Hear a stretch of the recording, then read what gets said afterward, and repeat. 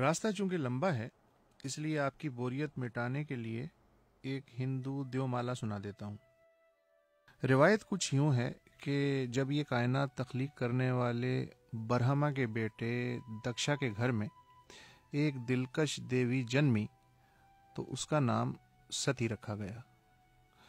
ستی جب جوان ہوئی تو اس نے شیو بھگوان کو اور شیو بھگوان نے ستی کو دیکھا اور شادی کر لی۔ چونکہ یہ شادی ستی کے باپ دکشا کی مرضی سے نہیں ہوئی تھی اس لیے دکشا نے دونوں سے قطع تعلق کر لیا اور انہیں اس عظیم مذہبی تقریب میں بھی نہیں بلایا جس میں تمام دیوتاؤں کو مدعو کیا گیا تھا۔ مگر ستی پھر بھی باپ کے گھر بن بلائے پہنچ گئی۔ باپ نے بھری محفل میں اسے سخت تانے دیے جن سے دل برداشتہ ہو کے ستی نے خود کو آگ لگا لی۔ شیو بھگوان کو جب اس سانحے کی اطلاع ملی تو اس نے دیوتاؤں کی یہ تقریب درہم برہم کر دی، اپنے سسر دکشا کا سر تن سے جدا کر دیا اور ستی کی لاش اٹھا کے تانڈو رقص شروع کر دیا۔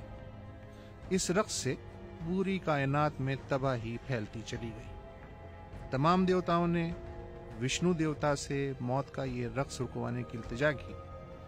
چنانچہ وشنو دیوتا نے ستی کی لاش کے 51 ٹکڑے کیے جو ہندوستان میں 51 جگہوں پہ گرے۔ جہاں جہاں یہ ٹکڑے اور ستی ماتا کے زیورات گرے ان مقامات کو شکتی پیٹھ یعنی انتہائی مقدس مقام کا درجہ ملا۔ ستی ماتا کے سر کا ایک ٹکڑا بلوچستان میں لزبیلا کے سنگلاخ علاقے ہنگلاج میں بھی گرا۔ چنانچہ یہاں بھی ہزاروں برس سے یاتری ستی ماتا کا آشیرواد لینے ہر سال آ رہے ہیں۔ اس دفعہ بس اتنا ہوا ہے کہ میں بھی ان کے ساتھ اس آشیروادی ہجوم میں شامل ہوں۔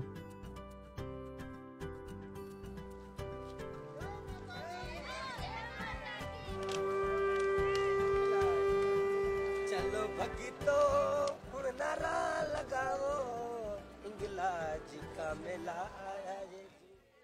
آنے والے سب جانتے ہیں کہ یہاں پانی، روٹی، بستر، سواری کچھ بھی تو نہیں ہوگا۔ پھر بھی لوگ تمام پریشانیوں اور جھمیلوں کو گھروں پہ چھوڑ یقین کی اجرک اوڑھے عورتوں بچوں سمیت ہر سال 4 دن کے لیے سینکڑوں میل پھیلے سفر پہ نکل پڑتے ہیں۔ مگر وہ ستی ماتا ہی کیا جو اپنے مہمانوں کو مایوس کر دے۔ وہ تو بس اپنی موٹی موٹی آنکھوں کی پلکیں سال میں ایک بار جھپکتی ہے اور ویرانے میں شہر کا شہر ان پلکوں کے سائے سائے بس جاتا ہے۔ جہاں پانی کے لالے ہیں وہاں لسی اور شربت کی افراط ہے۔